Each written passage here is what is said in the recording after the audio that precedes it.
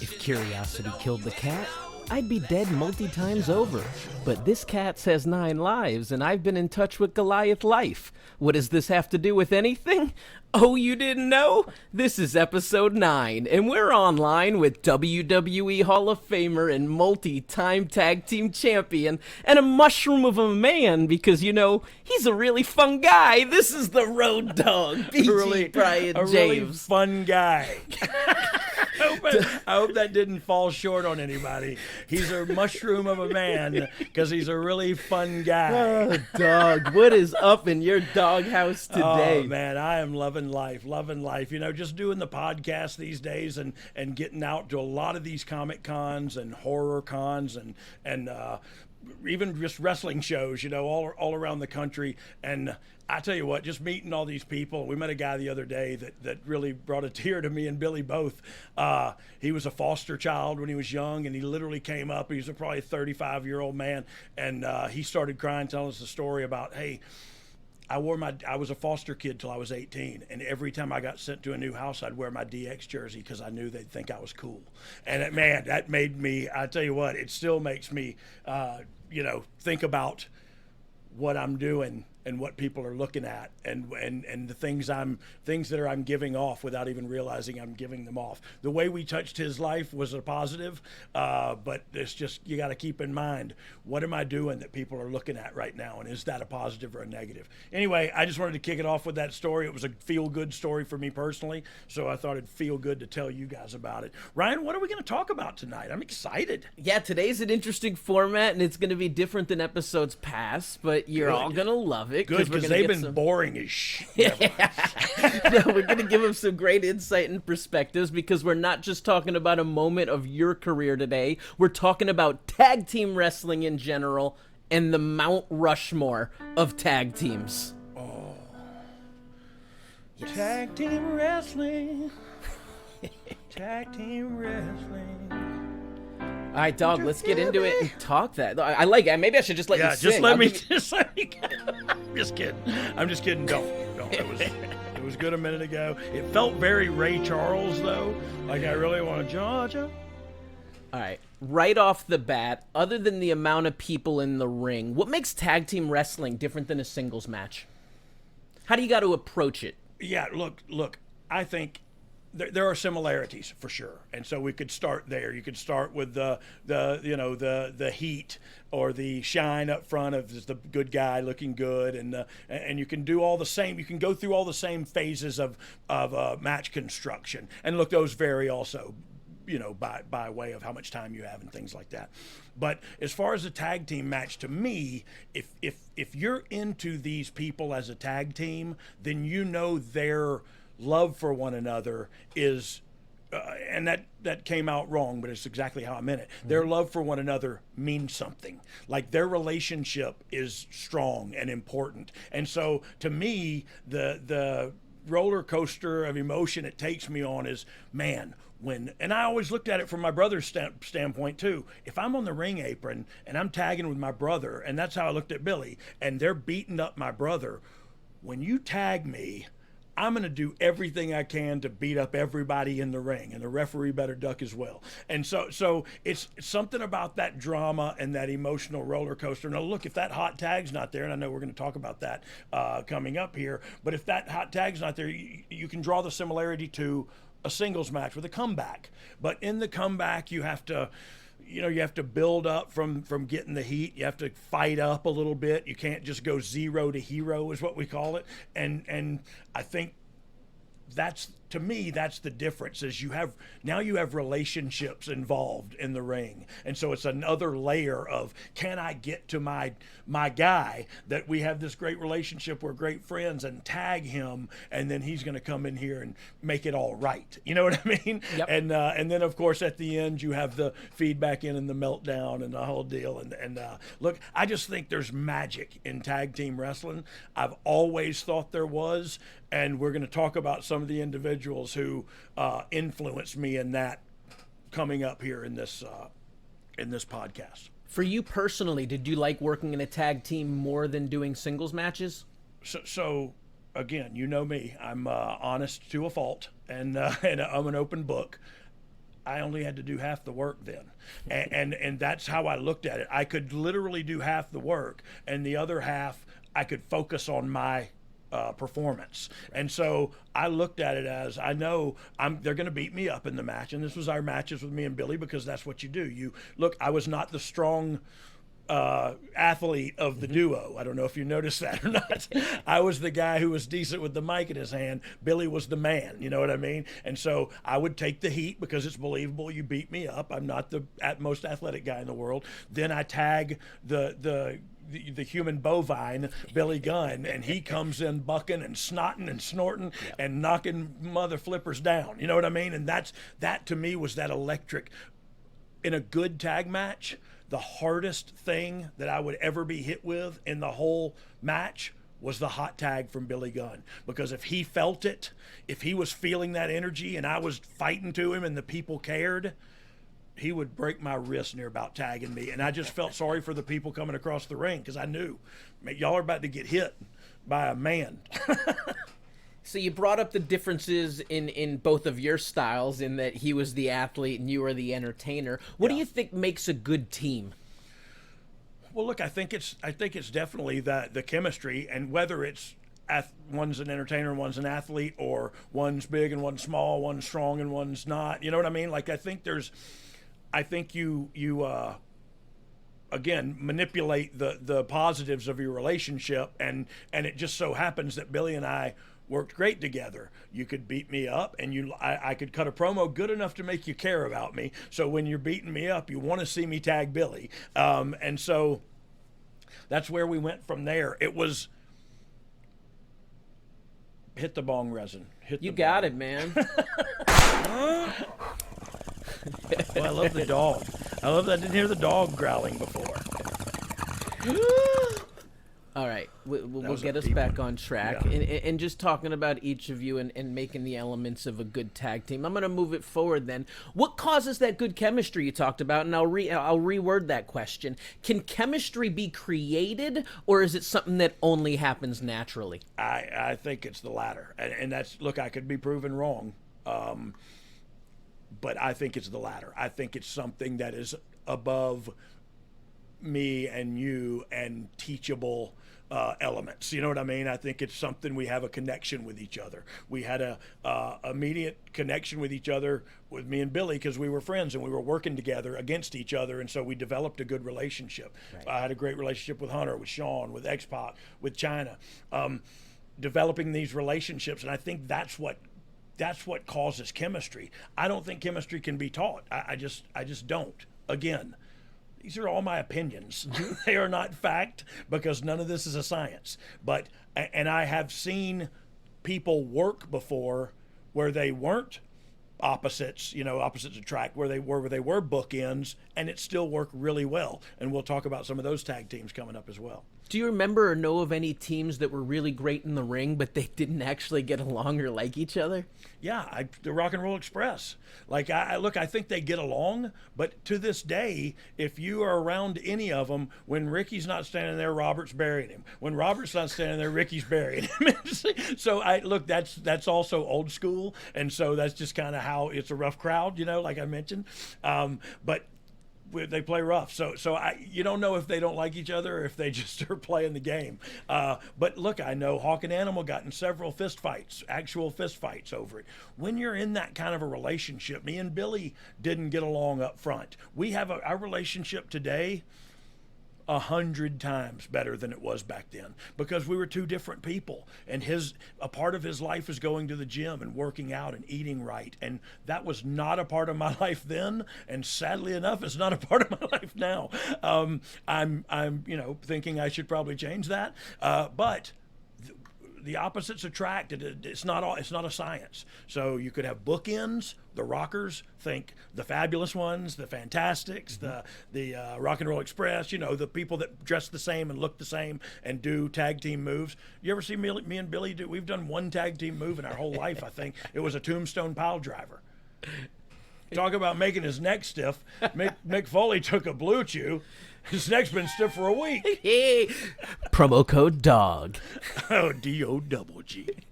Do you find that most teams do get along, and do they travel together usually, or do they try to still have some sort of independence so that they're not always together? Yeah, I think that goes, on a case-by-case basis also. Look, me and Billy didn't travel together a lot. I would ride with with Hunter and China and sit in the back seat and smoke a joint out the window so they wouldn't smell it, you know what I mean, or try to whatever, and then I would go to the hotel and go to sleep, and they would go eat and go to the gym and do all the, do all this stuff that I should have been doing, but I don't.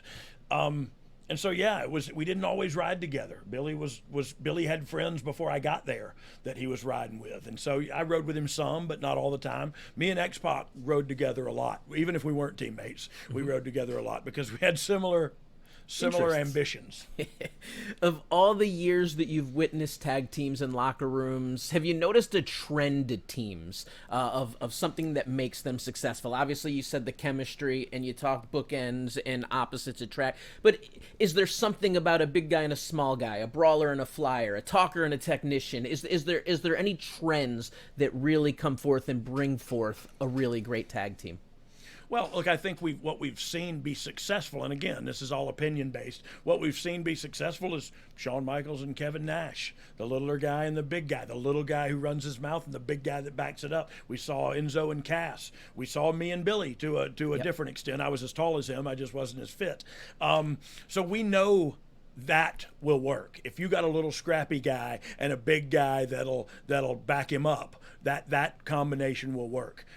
What I think was cool about me and Billy was, and I hate to keep going back to me, but it's my personal point of reference, is we were literally couldn't have been any further apart from each other as to how we lived our lives. Right. It was totally opposites in real life, and for some reason, it just worked. And our relationship today. Look, a couple weeks ago, I had a scare with vertigo at an autograph signing, and I had to go to the emergency room. Billy Gunn, when I came out of getting an EKG, Billy Gunn was sitting there in the emergency room and sat there next to me and left the con and everything, and like it opened my eyes and let me know, like, it's also, I've been thinking about this tag team wrestling thing. I guess I'm one of the lucky ones that my tag team partner is probably my closest, one of, if not the closest friend I have, and a brother that I could call right now and say anything to, and he would do anything he could to help me. That's who my tag team partner was. So I guess I'm spoiled that we also happen to have really good chemistry and work well off of each other. But we also have a sixth sense that I know, sounds crazy, but Ron and Bradshaw had it too. You know where the other guy's going to be and when he's going to be there. And when you have that kind of unspoken knowledge of each other's, actions and behaviors, man, you can adapt and mold and bend and, oh, Billy's being this way. Well, I can stand behind him and do this. You know what I mean? And you just work together with what you got. So I don't know. I probably hem-hawed around that. No, that was great, man. And it also transitioned well because you're talking about positioning and being in places and knowing where the other person is. We always hear the term psychology in wrestling. So talk to me about tag team psychology and cutting a man off. And you brought it up to build to the hot tag. Yeah, and cut the ring in half. You know what I mean? And that's the whole idea behind it. And it's what I love about it, too, is because it evokes emotion. If you are attached to that babyface who is selling at all, and that good guy, his partner, is standing on the apron with his hand out going, come on, just tag me, and they've just done a big double down. If you're not emotionally invested then, and I don't know what to do, the guys are doing it wrong. I don't know what to tell you. You know what I mean? But if they're doing it right, you get emotionally invested whether you want to or not. And once that hot tag is made, and here he comes, and he's got to be a ball of fire. I'm going to get back to your question here in a minute. I already forgot about it, but I got another thing I want to bring up. Yep. What I see nowadays a lot is, and look, this is opinion-based because it's all pro wrestling, is hot tag, springboard over the guy, hit the ropes, run under a clothesline, drop kick him in the knee, good Lord, you're avoiding confrontation with the guy who's been beating the crap out of your best friend or brother in some cases for the last 5 minutes, and you get hot tagged and you think about jumping over people and sliding under people. No, you need to start punching people. When you get the hot tag, you start knocking people down. And if you can't knock them down, you start staggering them and chopping the tree down. But you should be beating people up when that hot tag comes. So what was the original question again? Psychology, and you're getting to that. I am getting into that. So I think I think the bad guys got to cheat. I think that's what you can do, and it's easier in a tag team. But the art is lost today a little bit. The trick behind cheating behind the ref's back is you really have to cheat behind the ref's back. Like it's the one thing in the ring that's real is like, I'm really gonna not really hit him, but I'm really gonna do it when the ref's not looking. And that way everybody's safe and you look like a cheater because you did it behind the official's back. It's visual. You get that. And so nowadays people just do stuff right in front of the ref and none of it matters. There's no disqualifications. Yeah, there's no often. DQs. We're like, holy crap, that guy just beat him up on the outside and threw him back in the ring. That's not legal, is it? Well, some places it is. So that, to me, that's all the stuff that evokes emotion into me. Same as if when Ricky, fought Flair for the title a couple of times, you got with Ricky because he sells great and he's an underdog. I don't know if Ricky would have won the title, people would have not believed it. You know what I mean? That was a different time, and he was a little guy. Now, you bought his crap because he was real and he sold and he was scrappy. Yeah. But if he would have won the title, people might have gone like, oh, it's funner to watch him chase it. You know what I mean? You brought up referees. How important is a referee to tag team wrestling in terms of communicating between the four of you in the ring? Yeah, so he is even more important in the tag match because there's more ears that need to hear everything. And I'm talking about time cues. I'm talking about passing spots back and forth. I'm talking about, tell him I'm coming back in to arm drag me and whatever, So he's uber important. But look, referee in a singles match is that important too. So a great tag match takes 5 people that know exactly what they're doing and exactly where they're supposed to be and when they're supposed to be there. And it just so happened that back in the Dizzy there were a lot of good tag teams that could do that. How is a tag match different in structure than a singles match? Yeah. So we touched on that a second, but I feel like it can be structured in the same way. Now look, and I'll touch on this, and I may have to come back to you to remind me about the question. But the construction of matches, to me, the old tried and true formula is shine, heat, hope, comeback, finish. That's my 5. That's my 5. Again, shine, heat, hope, comeback, finish. And I separate comeback and finish because look, the heel may go over. The babyface may get a big comeback and it look great like he's doing it, and the heel small packages and pulls his tights and wins and scoots out. You know what I mean? Whatever. But so you can execute matches. You could start in the heat if you wanted to, if you have time constraints. So you can execute matches in a million different ways. The way I think you can execute a tag and a singles match is similar. And like I said, it's about the baby face looks good up front, hence the word shine. The bad guy stops him and shuts him down. Now we're in the heat. Now the hope is where you get the 3 elbows in the gut, hit the ropes, but I shut you back down. Right. So that just was giving me a little bit of hope as a babyface. Like, oh, he's still got some fight in him. Oh, but he's still takes it back now away. We go into the comeback sequence. So my point is, you can do both of those things in a singles and a tag match.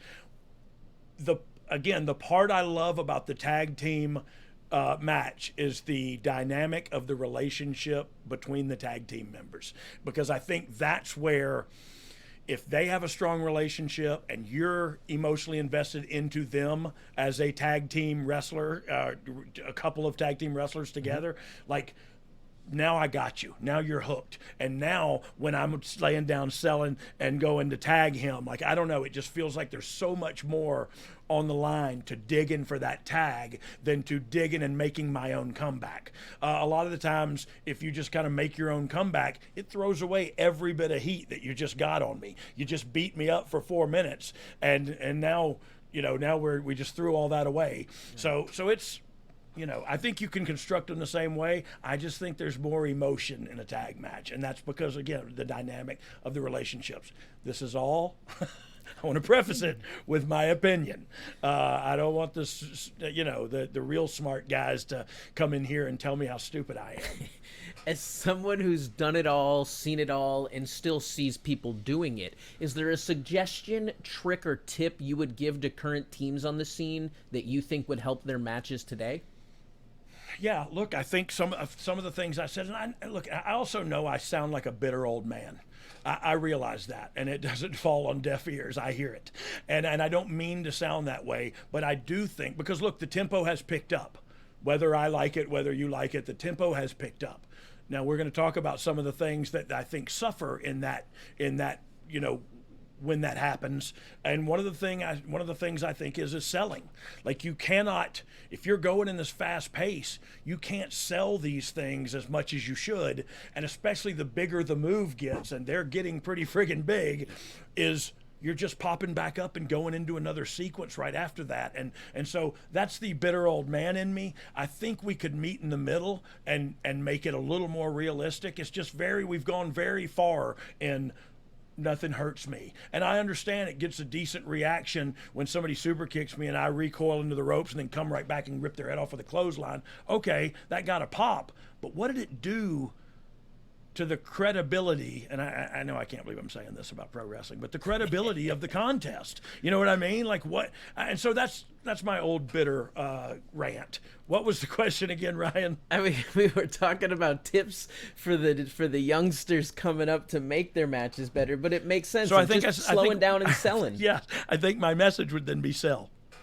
And look, I think you sell appropriately. I'm not telling you if the guy hits you with a super kick and hits you in the shoulder, you don't have to sell your jaw or be knocked out. You can go down and hold your shoulder and get back up like, oh, he just barely got me. You know what's coming next if you've already put this stuff together. You know where you need to be for the next thing. You can sell it accordingly, but what I mean is by how you get hit. Wherever you get hit, sell that. Because what I hate is when you see somebody get choked over the top ropes and their arms are over the ropes, so you know their throat didn't hit it, but yet they still sell back holding their throat. And it's like, you can do the exact same sell and make it more realistic by just selling your underarm. Like, God darn, that hurt. Yep. That rope pinched me, and create a bunch of space, walk away, come back around, and there we are right back where we needed to be again. So I just think making things look like they're difficult, selling more, taking your time, I think the storytelling that they're doing is good. They got it down pat. I just think, I just got to get used to this fast tempo, man. This fast tempo. But look, I would also tell them, you don't feel your stuff out and listen to your instincts. You got somewhere or wherever you're at now by kind of doing what you do. So if I watch their matches, I would have some feedback for them. But until then, I don't know that there's any, other than tuck your chin and communicate in the ring. Because look, I think that's one of the most important things in the entire communication in the ring. If you don't have that, or it's broken, or it's lost, or we're lost and now we're somebody's going to get hurt and we're into the danger zone, and none of it's going to look good. When talking about the speed and the pace, do you think that pretty much every wrestler goes through a point, an epiphany in their career where they realize, I should slow down? Yeah, and there's smarter, just that switch happens. Smarter, not harder. I mean, that's the whole mantra, right? Is when you get a little wiser, and you will. Look, when me and Billy we were beating the crap out of the Road Warriors. We were beating the crap out of Mick Foley and Terry Funk. We were beating the crap out of Bradshaw. Look, they were beating the crap out of us too, but that's just how it went. You know what I mean? That's just how we did it. So you guys are men that like to eat some potatoes.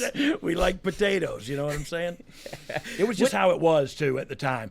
Look, 5 years from then, I'm going, man, we don't have to do, all I got to do is my jabs, and then I'll sell down in the buckle and let you kick me in the turnbuckle a couple times. So back then, everyone potatoed everyone, and today we just drop each other on our necks on their and heads. Yes, and kick each other really hard today.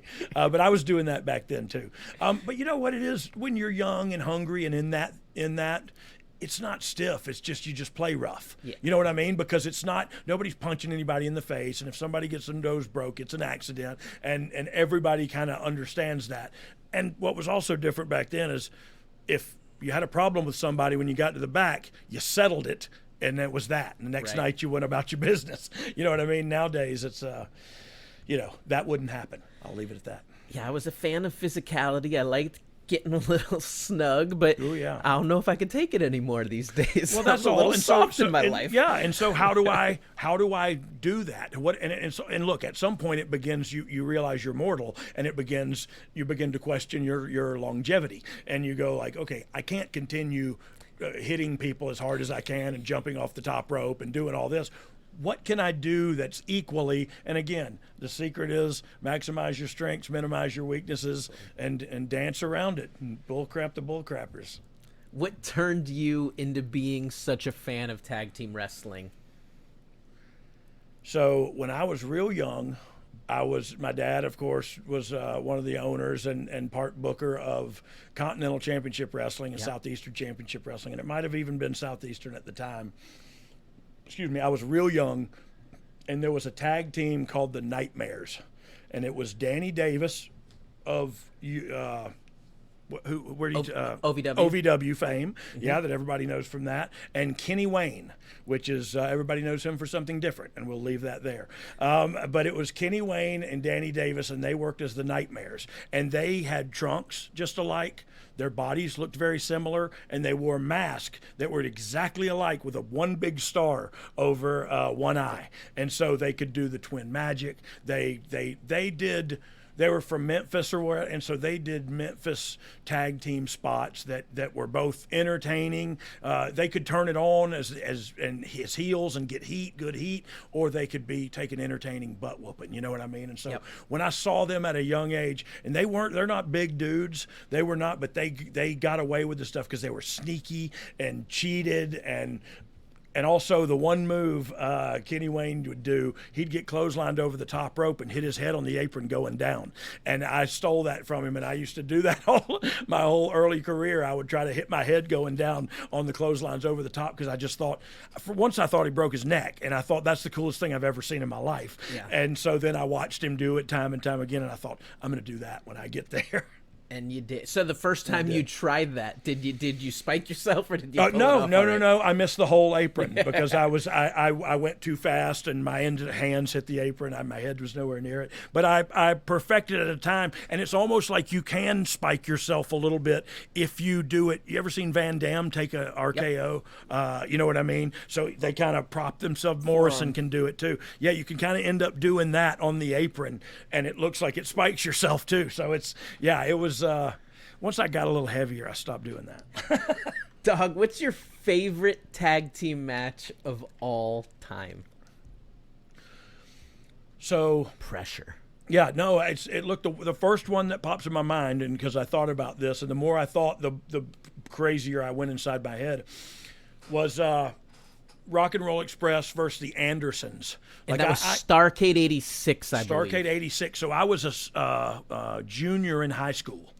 You know what I mean? So literally, like, this is, and I think, I don't even know if this is true, but I feel like maybe Brad was on that show in a different match or something. I don't know. I may be wrong there. Mm-hmm. What I love about it is the Andersons at that time were just ruthless. You know what I mean? Like, it wasn't a Road Warriors thing where they come at you like a helicopter of fists and feet. It was a diabolical dissection of their opponents, and it was in a way, because Ole was a mean old booger, and he would just beat the crap out of people, and then they would pray to get Arn in there because Arn could work, and so but the way they worked was believable, and Rock and Roll are these underdogs that you just know can't survive this onslaught. And so again, it ties into the emotions and the dynamic of the relationships. And now there's the Andersons. Are they blood? Are they not? The Rock and Roll's been together forever. And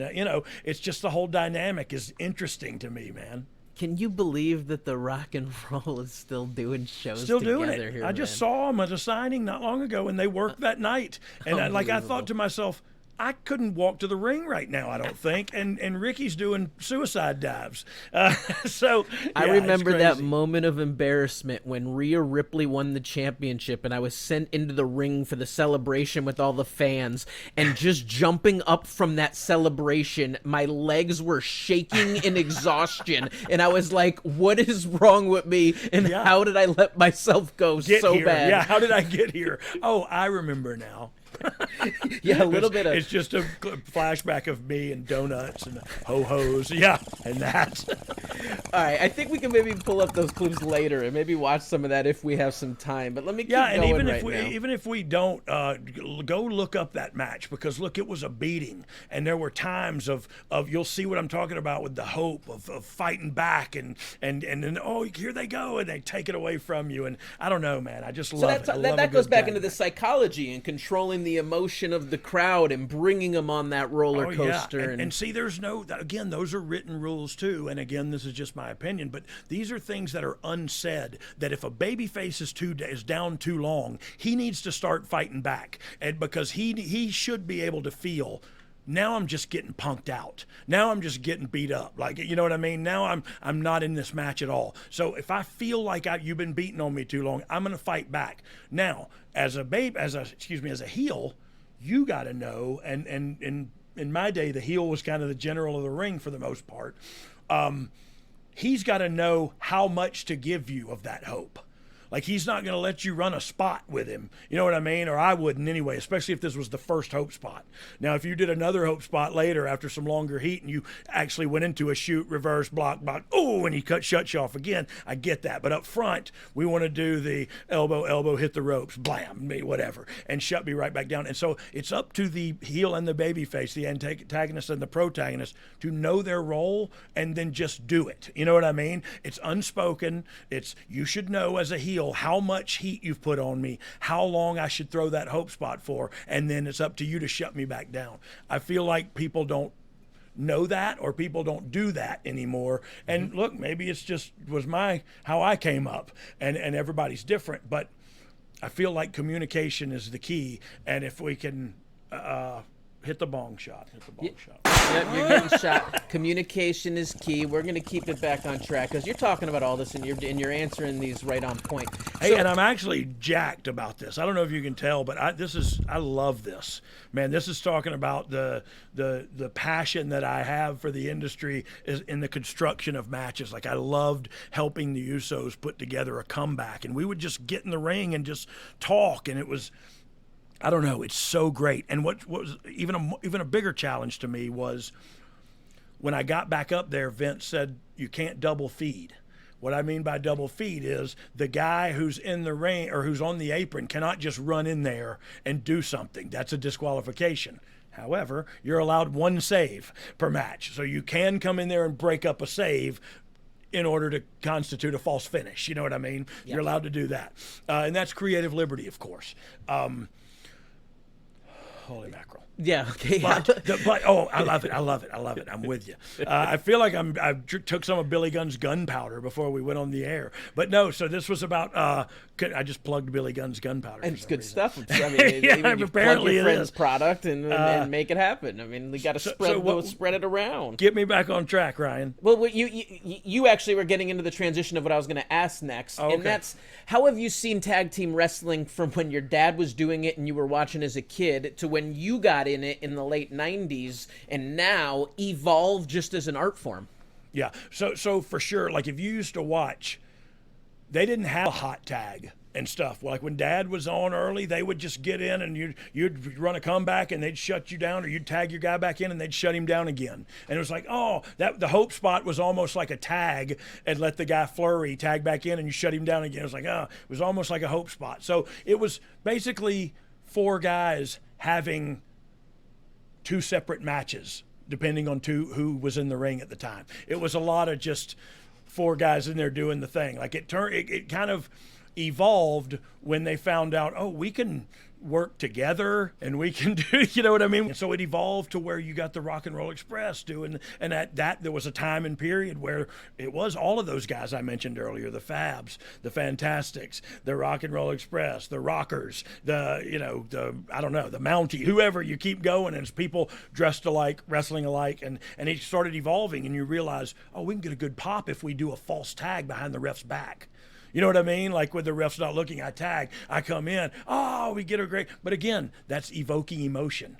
You know what I mean? That's reaching out and going past, look at me, and reaching into your heart and going, feel something for me.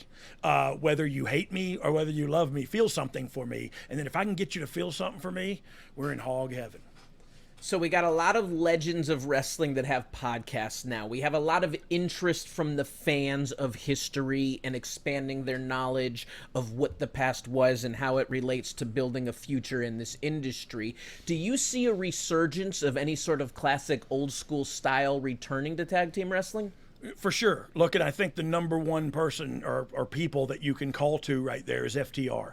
I think they have kind of gone back to that, and I think that's what's their claim to fame today, is they almost went back to an Anderson formula. So both those guys can work, are great workers. Like, there's no doubt about that. They went to that Anderson formula of literal dissection and picking people apart, and then they can add, of course, the false finishes and all that stuff that's new and fast-paced. And so I think they're the ones that are hearkening back to old school tag team wrestling, and I think they're appreciated for that. You know what I mean? I think the people kind of feel the same way, like, oh, these guys are over because they're doing it old school, and I think they are. You know what I mean? So kudos to them. I don't see a lot of it in other places, though. I'll tell you what I do see, and of course I'm hawking his bulletproof pre-workout. I may as well hawk his children too. Absolutely. But the Ass Boys are very entertaining, like so entertaining that it stands out because everybody else is trying to be this serious wrestler. So if they can, because they're both young in this industry, if they can figure out how to have that kind of fun and then turn it on when it's time, to where you look like you're an ass kicker, but you're also really fun to watch, you know what I mean, and entertaining, they will have the tiger by the tail, that's for sure. I gotta say, I was entertained by Austin on his E-Rant show that he 100%, did. 100%. He came off so good on that show. Hey, and what a good kid. That's what a it, good, and that's what it was. And kid. I think everybody else is spoiled brats. Yep. He's a good, respectful kid Hard-working. with a ton of energy and a ton of charisma.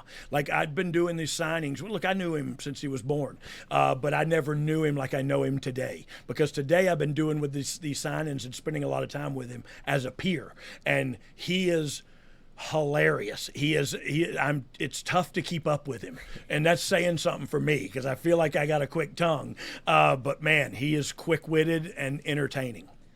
All right, why don't we take a minute to maybe pull the Starrcade match and maybe some other clips or something, and while we're doing that, let's take a listen to Conrad, who wants to help you get into your first house or save money on your mortgage or pay off your credit card payments with a refinance. With the price of everything going up nowadays, saving on your housing and all that could be a big help. So let's find out how we could save with Conrad, come back and check out a match, and then maybe break into the Mt Rushmore of tag teams. Oh God, I'm scared. If you could change one thing about your home, what would it be? A new kitchen, a new master bath, maybe put in a pool? What if you could do it with no money out of pocket and cheaper monthly payments?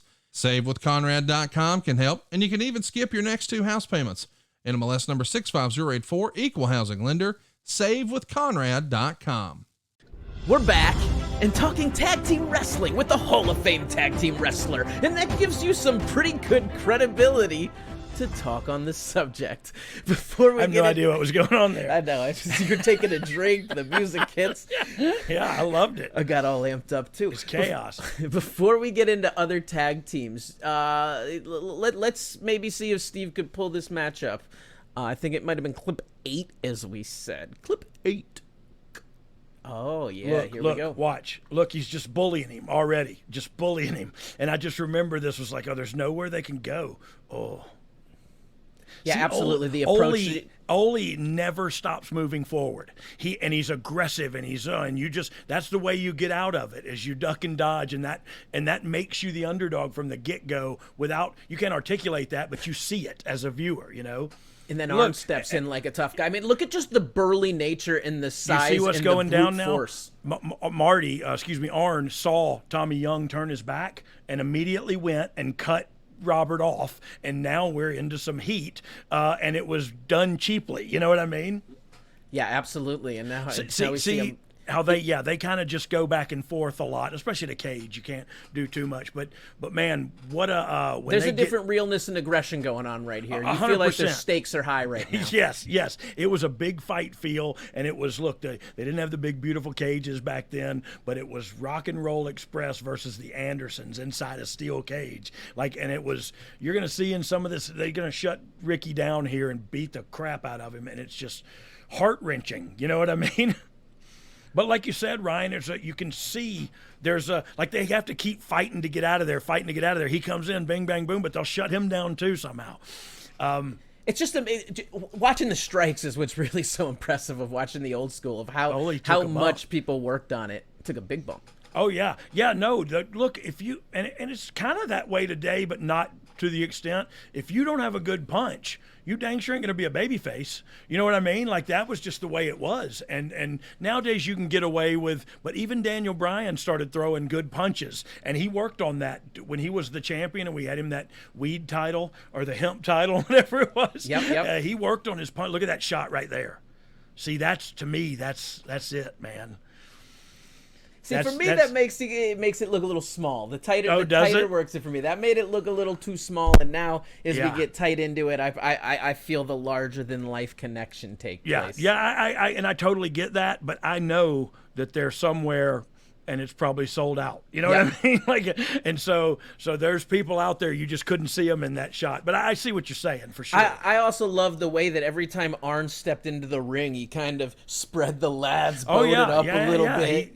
Made himself big. It's mannerisms. It's body language. It's everything a person can see. How do I tell the story to the viewer without saying a word? And so it's literally every move you do in there, from step to whatever, has to be calculated. You know what I mean? You have to be thinking about that because people can see you. And so what are you going to do to make it look like you're really in a contest, like you're really in a physical altercation?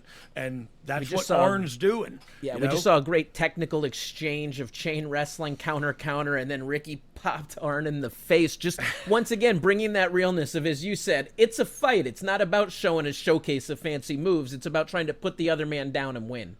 Maybe I was wrong. Maybe they got heat on Robert here.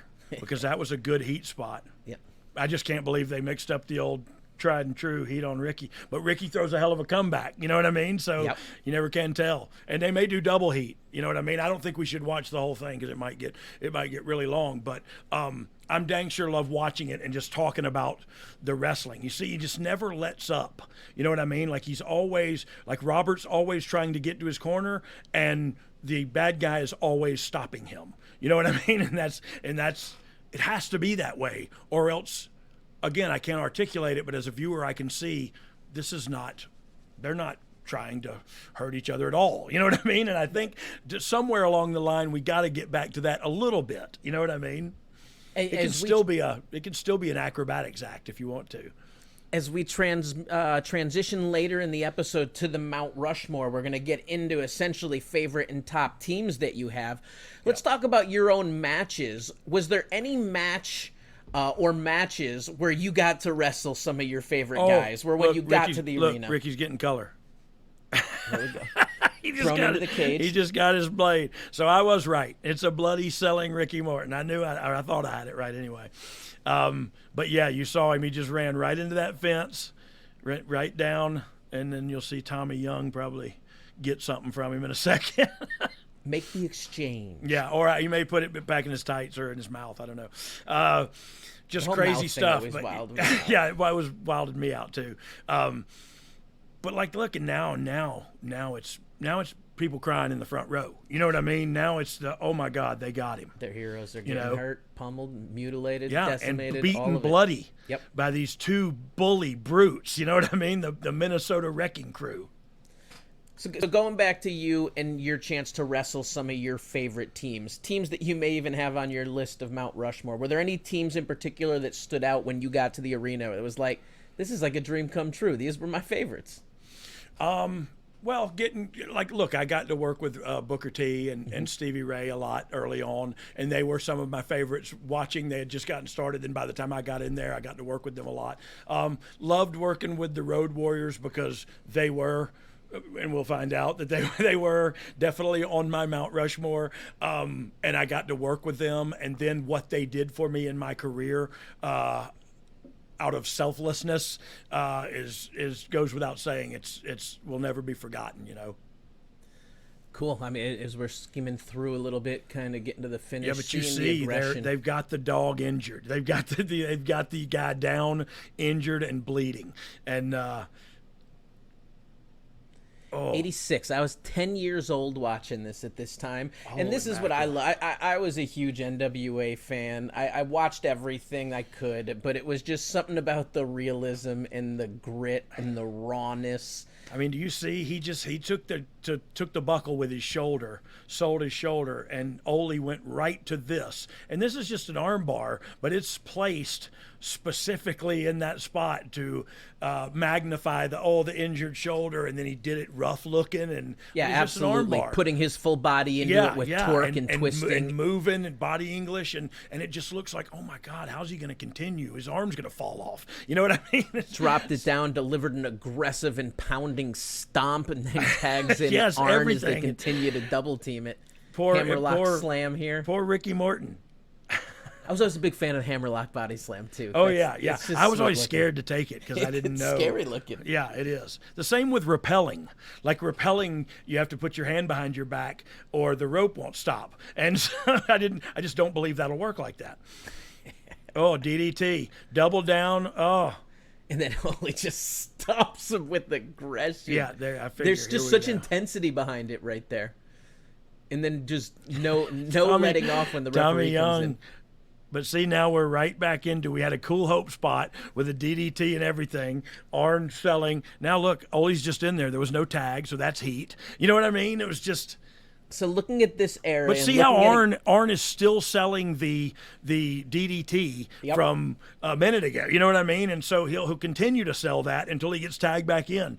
And that's. Look, he's over there barely hanging on. You know what I mean? Like moving his appendages and stuff. Like, am I still here? So that's the kind of mindset you got to be working from when you break that curtain and you break it again coming back. You're working in between, at all points in between.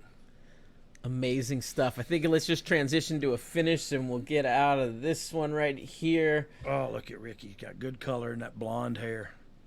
Always. Look, still working the arm. You know what I mean? This is heat in a cage match, and they're working the arm. One of the matches, and for a long time. Yes, one of the matches I'm going to talk about, and it's actually apropos, and I didn't know this, was like the look, the big knee. There's the heat. But like New Day and the Usos, when they had that Hell in the Cell match, they did so many awesome, innovative things. But it just makes me think, rewind 30 years, and they had an armbar in the middle of the cage, and it was really serious. You know what I mean? Once again, for those that can see, you'll see the pressure of that armbar. Just a simple armbar, but it doesn't look like a simple armbar. It looks like he's trying to tear his arm out of socket. Yes, and that's Ole Anderson for you. And also Ricky is bleeding like a stuck pig. And so there they go into the quick comeback. Is probably a double knockout. And there it is. That is my favorite spot in tag team wrestling because I'll shoot a guy off and I'll say drop down, turn around. And all I do is drop down one time. He leaps over me. I spin around as I stand up and we double knockout. And I literally, man, I got it from there because I love this match. But I love that spot too. Billy hates it. He used to yell at me because I was lazy.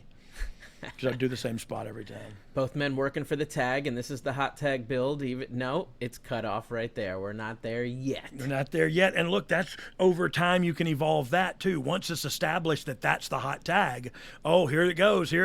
Oh, and you take it away from me again. It's just building anticipation for the actual hot tag. Yeah, I forgot. I'm sorry. I forgot people are not watching on YouTube, and we're just going off about how great this match is. No, but you're calling the action and kind of giving the breakdown of what and why things are happening. Trying to. And again, it's all under the pretenses of psychology, tag team wrestling. And this is what you love so much to see. Oh, God. Look at Arn, too. Arn was so good. The missed staggered punches just seemed believable. Oh, yeah, because he threw them believable. Look, Ricky fell down. In a non-wrestling bump way, too. Did you see that? I mean, yeah. And now, so all they did was add that one cool spot where Ricky looked even tougher. And, I thought they got me right there. They got knocking him out of the ring into the cage. Yeah. I keep saying him. I should say Ricky. Ricky, yeah, pronouns. God, pronouns, Ryan Katz. But that's a great ruined watching wrestling now. It's a great point though. If you do say him, there's 5 hymns in the ring right now. So look at they're just listening. They're just working and listening. And I'll let you punch me for as long as they're coming, Ricky. And look, how are they? You know, Ricky may have done some single stuff after this because it really seems like they were putting the onus on him for really fighting through these two guys and kind of not saying I quit. You know what I mean? Right. Big scoop. Oh, here comes Robert, though, with the drop kick. There's your tandem drop kick maneuver. Ricky with the cover. And that was the finish. See, that's what that was. And so now you can go 10 different directions. And here's the way we go is the way of heat. You know what I mean? Yeah. You could have the baby faces scoot out of there like they stole one, or you got them locked in there. Now let's set in some heat. You know what I mean? And that's what they're doing. So yeah, we could probably get out of there. Look at them. That's heat too, as the baby faces have to run away. You know what I mean? Like hurry, get out of here while we have our lives. Yeah. Crawling yeah, out but of I don't the know. cage, It was just world tag team champions, man. Huge, very cool stuff. All right, let's take one more second to chill ourselves out and catch you guys up on a very special offer, because who doesn't like an opportunity to get free wood? And if you could, you should. So why don't we hit a little bit of this? Oh yeah. Snap. Let's tell our listeners how to get these chewable little wonders for free. Here we go. Yeah, Blue Chew is a unique online service that delivers the same active ingredients as Viagra and Cialis, but in chewable tablets and at a fraction of the cost. You can take them anytime, day or night, so you can plan ahead or be ready whenever that opportunity arises. The process is simple. Sign up at BlueChew.com. Consult with one of their licensed medical providers, and once you're approved, you'll receive your prescription within days. The best part, it's all done online, so no visits to the doctor's office, no awkward conversations, and no waiting in line at the pharmacy. Blue Chew's tablets are made in the USA and prepared and shipped direct to your door in a discreet package.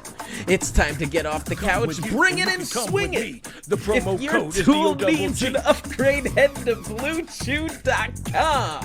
And if you could benefit from extra confidence when it's time to perform, Blue Chew can help. And we've got a special deal for our listeners. Try Blue Chew free when you use our promo code DOGG at checkout. Just pay $5 shipping. That's BlueChew.com, promo code DOGG, D-O-double-G, to receive your first month for free. Visit BlueChew.com for more details and important safety information. And we thank Blue Chew for sponsoring this podcast. Thank you, Blue Chew. That felt good. I mean, you were just in the zone right there. I just closed my eyes and listened to the music. You had a freestyle Stuff just came out of me. Stuff just came out of me. I am naked from the waist. Some Blue Chews as well. I am naked from the waist down and sitting in my own feces as we speak. Oh my goodness. I'm just kidding. Okay, we're back, and thanks to Blue Chew, we're now into the thick of this episode. Mt Rushmore. the representation of a nation, in our case, of tag team wrestling, the epitome of an industry. So, Dogg, let's start comparing our Mount Rushmore of a couple different decades. Okay. I do not have mine in front of me. I should probably get them. I should be ready to be hitting this repetitively right here. Yes. Let me pull up my notes here. I don't know. Where did All right. As you grab your notes, I'll transition us, and I think we're gonna start in the 80s right here. Okay. I mean, if you want to go even into older school in historic and the legacy, we could, but I feel like where I started appreciating it was in the late 70s, maybe early 80s with the Nightmares. And look, that was only because I didn't see other wrestling. I followed the wrestling where I lived. It was regional because my father and family were on there, so that's what I followed. I know there are going to be a lot of people that go, you didn't even say so-and-so, and I have reasons for all my picks, even if they're not good ones. You know what I mean? Good reasons. I'm trying to find... Well, and that's the interesting thing, because some of these things that make up these favorite teams, especially as a kid, are different reasons than you would like a team now, and I don't know if there's the same way, if I would watch my favorite teams and favorite wrestlers in the same way. Right. Is when I was a child. Because look, I think that's a bigger conversation, and I have this all the time with myself, and then anybody that'll was it better back then because I was younger and naive and had less priorities and all that, or was it just awesome then? And because I think every generation thinks their wrestling is the best, and so was it just that we were young and that was cool at the time, and then we grow up and we think about things differently, or is wrestling different? I think there's a big part of that, and then just look at the crowds, and it's just a different era in time, and not just as wrestling fans in age, but just life and history in the world. When you look at the energy of some of these old school matches and the roar of the crowd, it's not just the volume of these pops, it's the actual, you see the wave of energy and excitement and rush build. It truly is like watching a sound wave. For sure, it builds, and that's what we used to talk about in constructing the match. We have to slow things down because it literally takes a second for the top row to get that pop to get to them. You know what I mean? And so we would say, hey, this is a bigger venue. Don't work like you're working at the VFW or you're working at a 2,000 seater. This son of a gun holds 18K. You got to work like so 18K can see it. You know what I mean? You got to work bigger. You got to take a little more space, a little more time. Anyway, let's get to the 80s. 80s. We got your teams right here. I got yours in front of me. I wish I had a picture. I got mine in front of me, too. I wish I had a picture of me in the 80s. No doubt I had tall tube socks on up to my knees with, like, red stripes on them, and really short white, like, tennis shorts, and, like, a collared shirt, probably. Like, the weirdest thing you can imagine, that was probably me. In 89, so the end of the 80s, I'm probably 88 pounds. When I got into high school, I didn't even wrestle at 100 you're pounds just yet. a wee man. So, look, I'm going to go with mine from the 80s. Yep. Is that cool? Yeah, let's do go it. with yours first? No, let's go with yours. No one cares about mine, Dog. That's not true. That's not true, Ryan. I care about yours. And I'm somebody.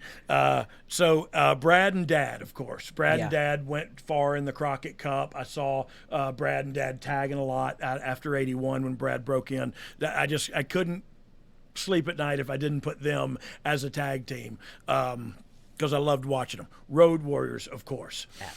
This is also, I cheated here a little bit and said Dusty and Magnum and Dusty and Nikita. Because I think cheating's allowed because it's hard to narrow it down, man. So that was, I wanted to talk about that for a minute too, because that was one of the times where you saw two people that were not supposed to be together, both with Dusty and Magnum. They were kind of both the common people, and you know what I mean, and the just gonna do the right thing, the common baby faces. But Nikita and Dusty was a totally different deal. But I remember epic matches with those guys in them. You know what I mean, and really being invested into the story. Look, I love Dusty. I thought Dusty was over. He was over. I thought he was cool. I thought what he did was cool. Yeah. So a lot of his tag team stuff I dug. And then we talked about it earlier, and it's late 70s, early 80s. I'm not really sure of the time, but Nightmares, the Nightmares. And the reason I put them down there is not because, for me, this is my Mount Rushmore. You know what I mean? I urge you all to make your own Mount Rushmores. But this was not, I didn't do this for nobody but me. And I thought about the influence that they had, that the Nightmares had on me when I was young. And I thought they belong up there as a tag team. You know what I mean? And look, go back and search some of their stuff. They were good. Yeah, absolutely. I will definitely have to go take a look in some of those matches. You brought up the Crockett Cup before, and I got to tell you, as a kid, the Crockett Cup was something I looked forward to all the time, to see the best tag teams be involved in something that seemed to have so much importance. It was just something cool. It's like the Dusty Cup now. Yeah. But I guess it's a smaller version now because it's just NXT. It was Crockett Promotions, you know what I mean? It was the NWA, and so it was a coveted Dusty prize. Cup doesn't have the same thing, and not because of the programming, but because of the world of wrestling in the sense of the magazines. 100%. It doesn't have the gravitas. So you used to go as a kid and go look at the newsstands at a grocery store and see 4 different wrestling magazines, from PWI to Wrestling World to Inside Wrestling or whatever it was, and see the promotion of the tournament. So it wasn't just that it was happening or happened. You get to know it was going to happen, and then you get an episode about that it did, or an issue that it did happen. So there was just more coverage of it, not just on the show itself, where obviously for the competitors, I think it means the same type of thing to be in that list of history and champions and have the accolades and be remembered like that. But just the overall fan aspect, magazine coverage, man, PWI rankings, and seeing Wrestler of the Year, Tag Team Wrestler of the Year. And I don't disagree with you at all, but I'll also bring up, like, it was very different time then. Like, sometimes the only time you saw some of those wrestlers is on a magazine cover, because I didn't watch WWE or F at the time, and I didn't watch, Oregon or whatever way back then. I didn't watch all those because I didn't get them all. So it was like whoever was really popular at the time was, I forgot what I was going to say. That's okay. Screw it. No, I quit. I'm out of here. He's out. Episode over. We're packing it up. Calling it quits. We made it to 9, If I quit every time I did something stupid, I would never be doing anything at all. All right, I'll give you mine from the 80s. Okay, cool. Because Road Warriors, for me, I mean, that's who got me into pro wrestling. As a child, there was just something about them that I found to be cool. And then they were announced from Chicago, where I wasn't a city of Chicago guy. I was a suburban kid, but Chicago, baby. All of a sudden you're from Chicago, right? Yep. That's how I did it too. But yeah, those guys were undeniable. They were a force, and they were a force to be reckoned with, and nobody ever beat them up. You know what I mean? And so, God, what was not to love about those guys?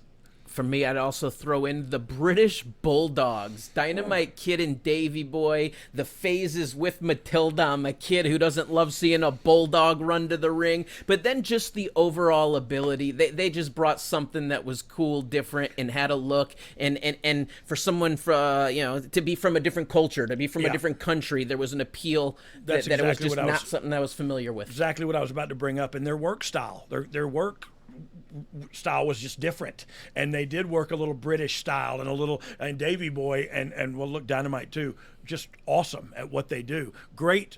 I think it's make me question mine after that, because look, I didn't see a lot of them, but what I did, they were always great, and I knew Dynamite could go, man, and they did it in the ring. Like you said, it was a different. They worked a different style at a time where there wasn't a lot of guys that worked like that around, and they could go fast and they could go slow. They could do whatever you wanted. They were a great tag team, and I love the Bulldog too. So then for me, while you had rock and roll on there, I guess as a kid I was attracted to the heels because I was a Midnight Express fan. And I was a fan of Sweet Stan Lane, and I loved Condrey, like all of the versions. I loved Condrey and Stan, and I loved Beautiful Bobby, and I loved Cornette, and I loved hearing Stan do so the thing that I loved the most was him doing his own ring introduction for the team and stuff like that. Well, it was something that stood out to me. To me, and man, this is why I say this is my Mount Rushmore, and that way you can't tell me I'm wrong. But the more you tell me yours, the more I go, wow, I forgot about them. And that's the glory so of all Midnight has been 10 different iterations and great in all 10, and that's. I mean, they're look And to that's me. That's Cornette That's a lot Cornette right there. for sure, but look, it's not just Cornette. I guess we're saying It's that. Bobby as but well. It's a He great stays in mouth, it. yeah, it's a great mouthpiece for a great gaggle Brand of tag. workers Yep. because they did. Like I remember, it was way back here. It was like Randy Rose and Norvell Austin were like Midnight Express, and so I mean that was way back when. And then it started. Then at Randy Rose and Dennis Condrey were Midnight Express. Then Dennis and Stan or whatever. It started evolving. Then Bobby, and so but every iteration was great. Dennis Condrey was a great worker. Like he was a worker's worker. You know what I mean? And he Like, was training a lot of people in Colorado yes, where I broke yes. in. So it was Dennis Condrey as a worker's worker. He's one like Brad Armstrong is, where people who worked with him go, yeah, I'd love to have a match with him. You know what I mean? So he was that good. And look, so was Bobby. So yeah, Midnight. They got to be on there too. number 4 for me. Ready? Bushwackers, man. No, I don't know. I don't know if that's really out of my Mount Rushmore. But I was like a 10-year-old kid in the 80s. So the That was Bushwackers fun, are right? incredible. But I really think I'd probably throw the Hart Foundation into that. I was a Jim the Ant. So for me, it wasn't even Brett and the Technician. It was just the laugh. And Jim the Anvil. He was a character, right? He was like a caricature of a big, huge man. As a little scrawny class clown, I liked larger than life characters for sure that were and over the top. He was that for sure. They were great. And then that's this thing is like you can't.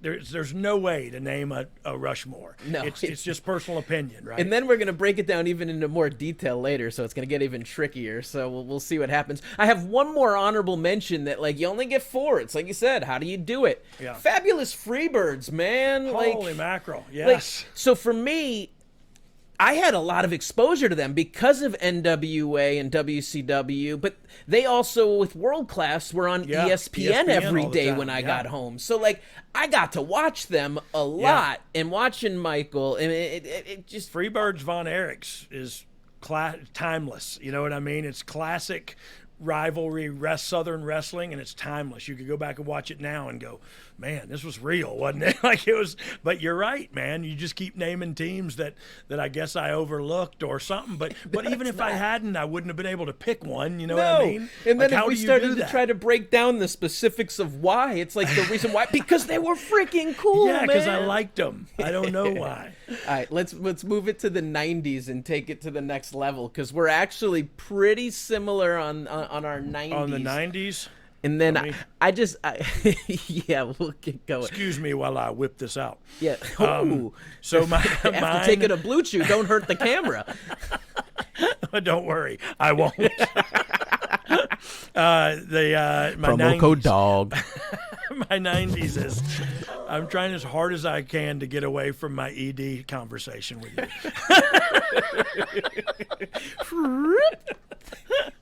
So my 90s, Steiners. Yeah. Yeah, I mean, gotta go with the Steiners. I've so worked with the Steiners. I feel for a me few they were times, too. partially 80s too. I don't know, like yeah, my timeline's yeah. screwed up, but 90s. Mine is too, because they go both. They go both ways. But you know, they do span both eras for sure. And then Harlem Heat. Yeah. I said for the 90s as well. And look, that was because in early 90s, I was working with them a lot. And so they, Booker and Stevie both helped me out a great deal when I was very young, learning how to do this. And they were stars on TV and kind of worked with me. And so I'm appreciative of them for that. Excuse me. Then in the 90s, of course, I have the New Age Outlaws. Oh, you didn't know? And then the last one is I literally wrote Samoans, any iteration. And what I meant by that was I don't care which any of them you pick. The Samoan SWAT team, go back to the originals, Alpha and Sika. Yeah, the Islanders, the whoever you go through, the Tonga Kid, and whoever you go through, they were great. And that they rounded off my top Strong list for sure. So I had Steiners and Harlem Heat. Steiners for me, I'm breaking into my amateur wrestling days here in the 90s. I'm in high school. I'm captain of my team junior, senior year. I'm a regional champion, all this. And my wrestling coach hated when me and my buddy Brian Paul would break out Frankensteiners and power bombs in the middle of practice. Yeah, I guess he did. But I'll tell you something. Scott Steiner came along and changed the game. And that's the truth. If you don't remember him, look, Rick is who he is, and Rick is great, and Rick was great, and I'm not taking anything away from Rick Steiner. But when Scott came and started doing some of this stuff where he picks a dude up for a suplex and drops him into a daggum pile driver, like he's doing Frankensteiners, he's doing Steiner. Top rope belly to belly. Yeah, like holy mackerel, this huge dude who could literally have his way with me if he wanted to physically, and he could also do this stuff. It was just a game changer to me, and it was like, what are we watching? You know what I mean? Some of the old stuff with them, and if you go and watch their Japan stuff, man, just crazy good. Yeah, those guys for me just had a skill set that was beyond, and I was hooked.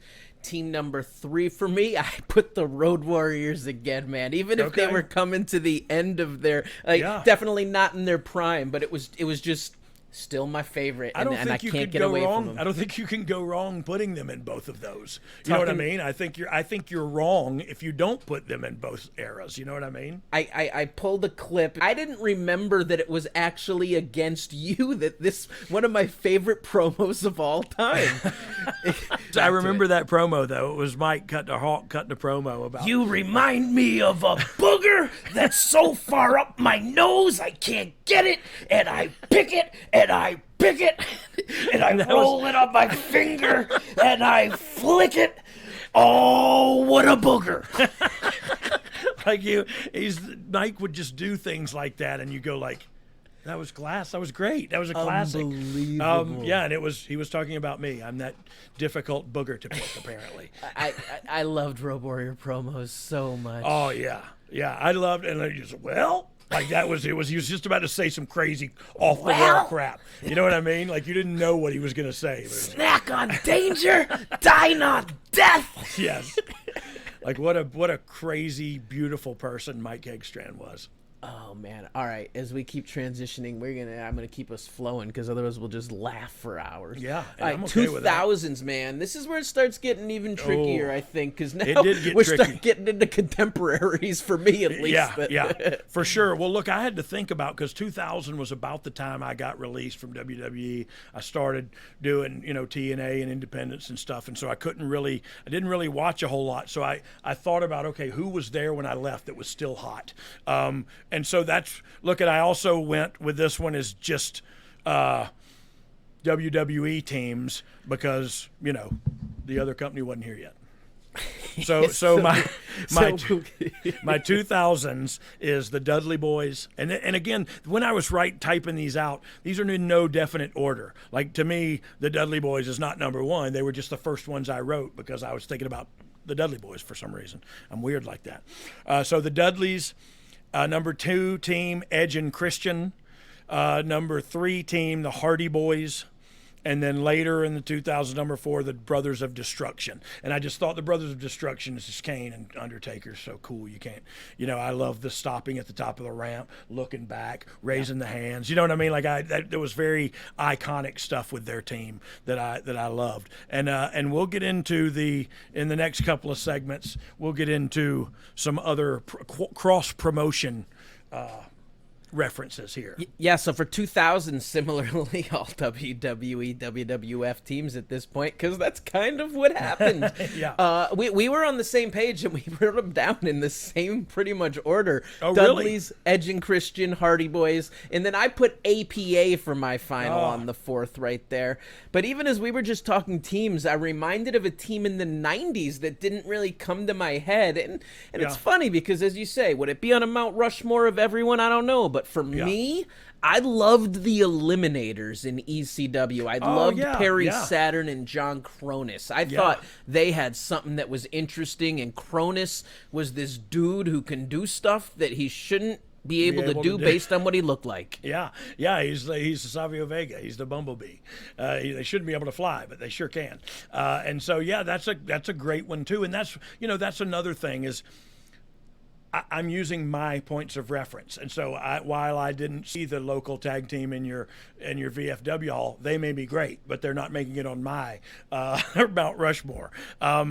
So yours were pretty much the same as mine, Ryan? Yeah, I mean, we just switched on the Brothers of Destruction and APA at that period. Oh, yours was APA. Yeah. Look, we've talked about this before. I had some of my greatest times working with John and Ron, for sure.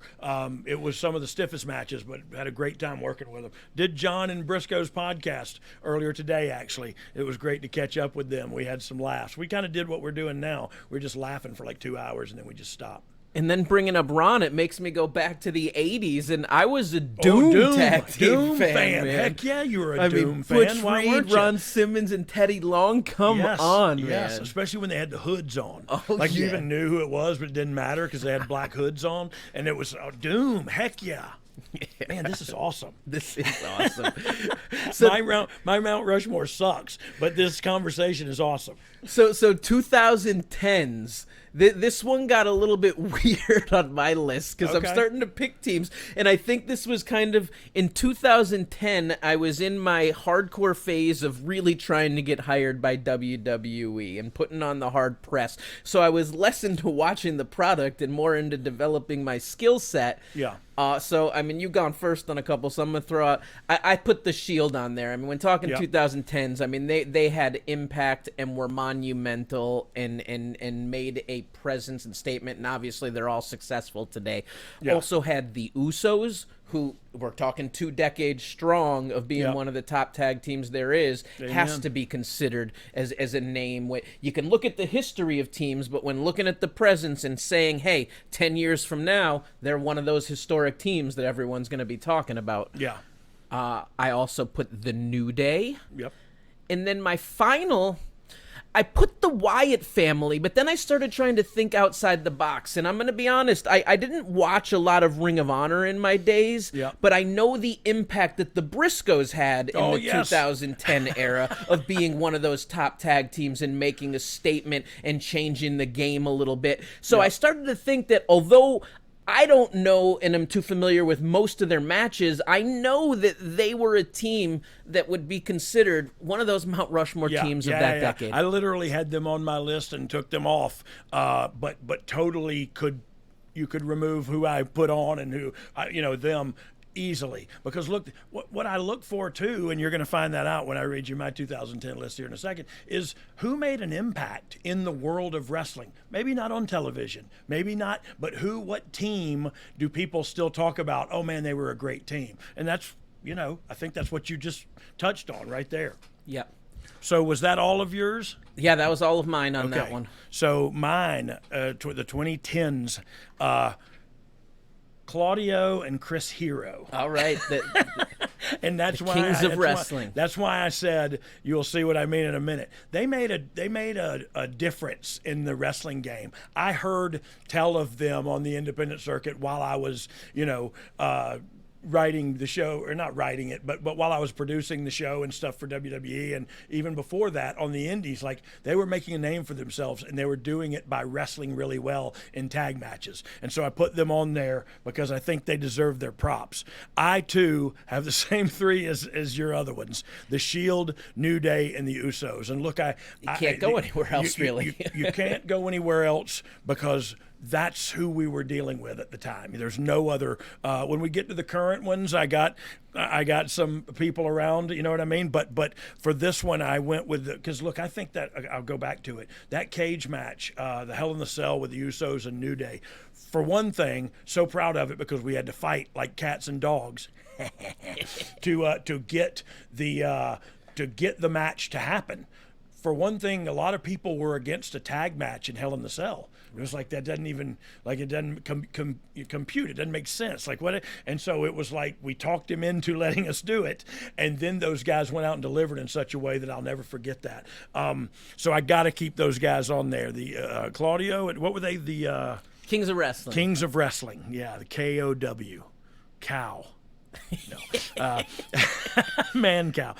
So yeah, Claudio, Shield, New Day. But then Claudio went Usos. on to be an incredibly successful tag team wrestler. yeah, Captured WWE tag team titles with Tyson Kidd. Captured it with Sheamus. I mean, 100%, man. He's been a great. Hey, look, he's a great singles competitor too. I think what held him back a little bit is his promo skills, and it's not that he's doesn't have a great sense of humor and is funny. It's just he speaks 56 languages, and English is one of them, and he's not. I mean, he's good at it, and you can totally understand him. That's not what I'm getting at, but he's not the best promo in the world, but he is the best wrestler in the world, maybe. You know what I mean? So it just begs to wonder, like, why didn't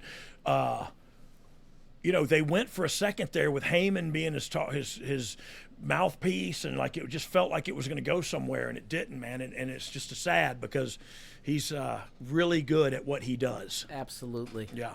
All right, we're transitioning through the decades, and we're into the current decade and era. Yeah, this one's an uncomfortable one to talk about. Yeah, it is, because it's now you can debate. You know what I mean? Now there's shoot debate. So you go ahead with your current. So my current, I'm gonna put out just because I'm fans of them from coming in, and I got to work with these guys, and I'm hoping they're gonna be as good as I think they will be, and will prove themselves as a future Mount Rushmore team. And that's gonna be the Creeds on NXT.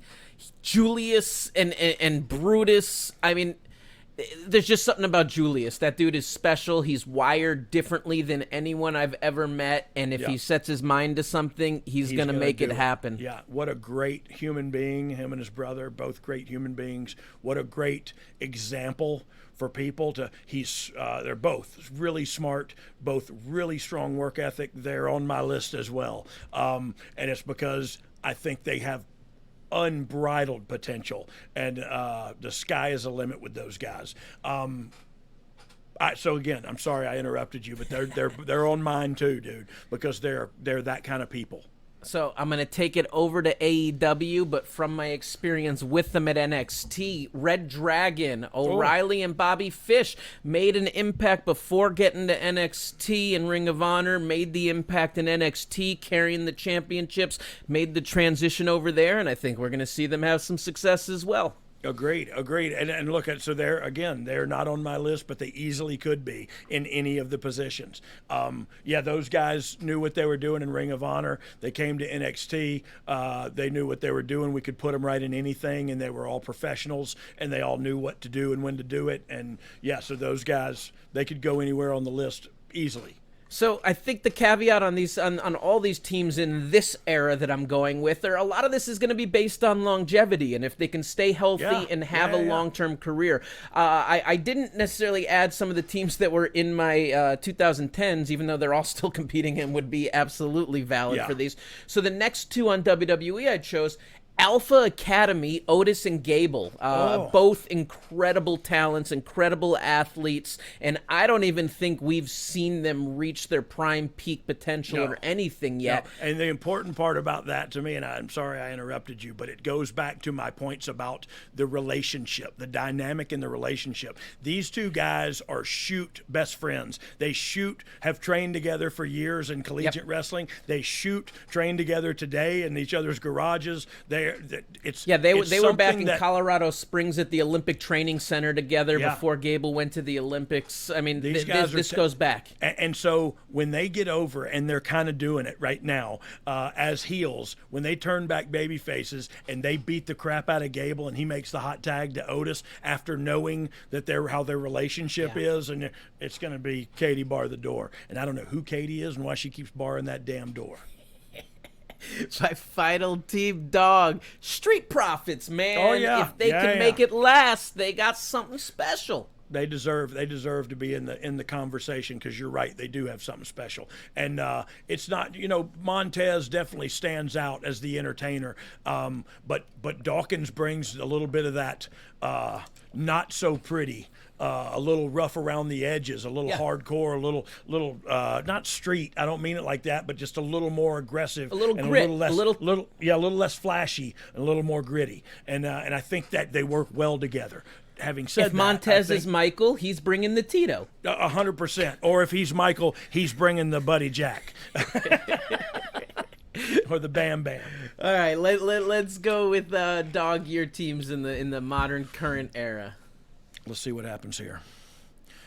Let me whip this out again. Excuse me. Current. So I put the Usos on there. Absolutely. I mean, Look, the Usos to me. So I They flew have- in and out every week with their father, and they would be there to pick their father up from the airport, and so I've known those guys forever. I didn't know Roman as well, but he was around too. I'm sure I saw him 100 times at shows in Pensacola and stuff. But so I got to stick with my 850 boys. But to that point, it's not just out of my loyalty and our regional, what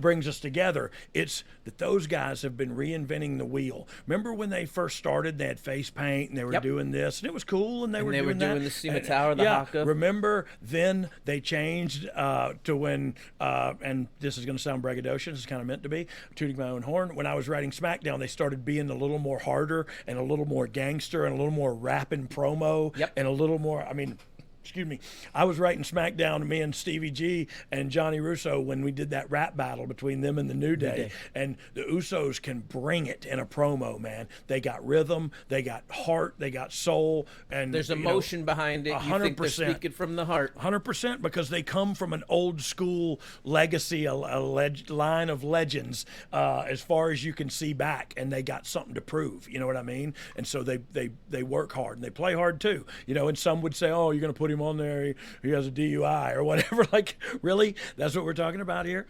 So I brought up longevity for the other teams, but the thing is, if the Usos retired tomorrow, they have a career that has spanned long enough to be absolutely deserving of that spot. 100%. Still. And one thing I love that also will probably be critiqued heavily online is I love the Usos and Roman Reigns having all those titles. I think that is so cool and so much heat at the same time. And so we'll see if it's turned the channel heat or just screw you heat. But I noticed they're selling a lot of T-shirts too, so I'm not the only one thinking they're cool.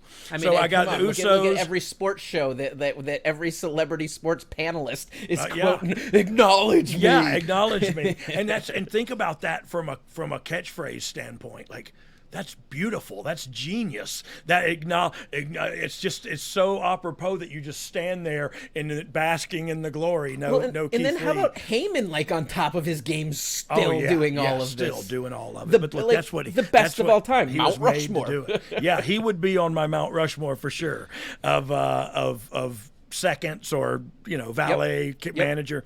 So Usos. So now I'm going to jump over to a team that hasn't been around a long time, but I think they're going to make, if they're used properly, and I think they will be, is the BCC.